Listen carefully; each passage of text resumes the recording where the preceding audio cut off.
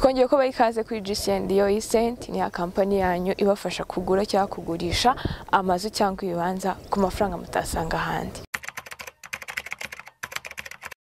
Ahantu rero ngewe ndi ni mu mujyi wa Kigali, mu karere ka Nyarugenge, mu murenge wa Kanyinya, mu kagari ka Nyamweru. Guess what?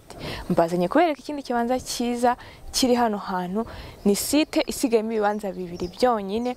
Urabyumva ko ni site irimo ibibanza byinshi ariko ibibanza bataragura ni bibiri. Karibu iwacu ngwino ugura ikibanza cyiza kiri ahantu heza. Hano ni ku muhanda.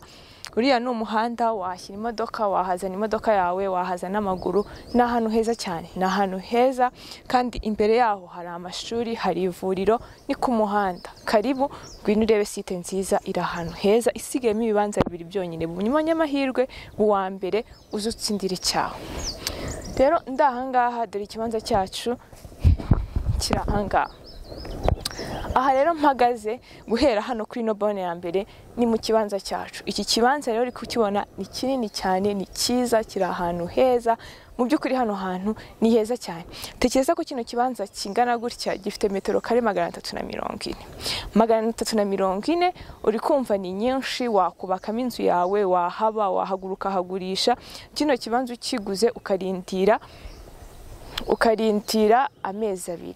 Urakigura miliyoni 8, urindira amezi 2 zizakungukira ubone nk'inyungu za miliyoni 2. Ndakurahiye kino kibanza nukigura ubu ngubu uzakigurisha miliyoni 10 mu gihe kingana urindiriye amezi 2. Gura kino kibanza, na ahantu heza, na ahantu wakubaka, na ahantu washyira ibikorwa remezo. Hano imbere yanjye hari amabotike, hari amazu, haratuwe, na ahantu heza cyane.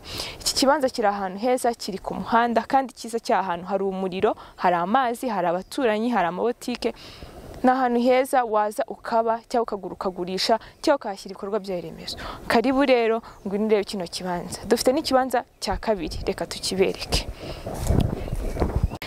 Iki ni ikibanza cyacu cya kabiri, duhereye hanga kuri bone ya mbere usubira inyuma. Ni cya kibanza nabwiraga, wagaruka hano ugenda hano hirya, ni ikibanza cya kabiri. Muri kubona ko nacyo ni ikibanza kinini, nabwiye ngo ni site isigayemo ibibanza bibiri byonyine, ibindi barabitwaye.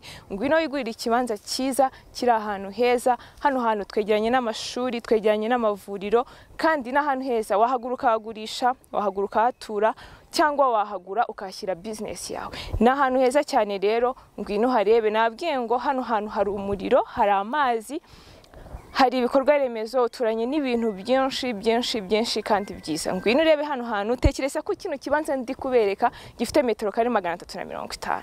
Iki kibanza ni kinini, ni cyiza. None tekereza ko iki kibanza turi kukigurisha miliyoni 8. Yego miliyoni 8 ni nyinshi, ariko ufashe kino kibanza ahantu kiri, nababwiye ngo ndi mu mujyi wa Kigali, mu karere ka Nyarugenge. Tekereza ikibanza cyo mu mujyi wa Kigali urimo kukigura miliyoni 8 kandi kinini. Uri kumva ntago wabuhenzwe, na amafaranga menshi, ariko kuri kino kibanza ntago ari menshi. Ngwino igurira ikibanza cyiza kiri ahantu heza.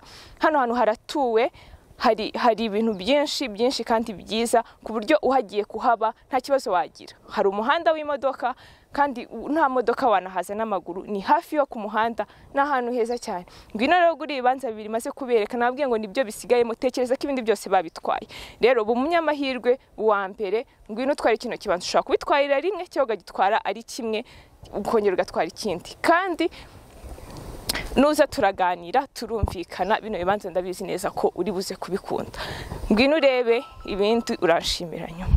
Nimba ushaka bino bibanza, nakubwiye ndi mu karere ka Nyarugenge, mu murenge wa Kanyinya, mu kagari ka Nyamweru. Ushaka kuduhamagara, reba muri ekra harimo nimero ni 0788 30 94 38 6.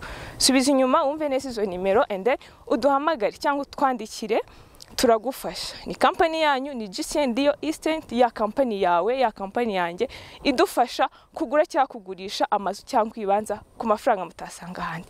Karibu iwacu rero. Muri kumbana mu mujyi wa Kigali, ari Karigemba, ndihuye, cyangwa dufite ibikorwa ahantu henshi hatandukanye, Nyamagabe, Rwamagana, Kamonyi, n'ahantu henshi. Ngwino genda dusubire kuri YouTube yacu, ni GCNDO Estate. Nudakunda hangaha urakunda handi, kandi ndabizi neza ibintu biraza kuba neza.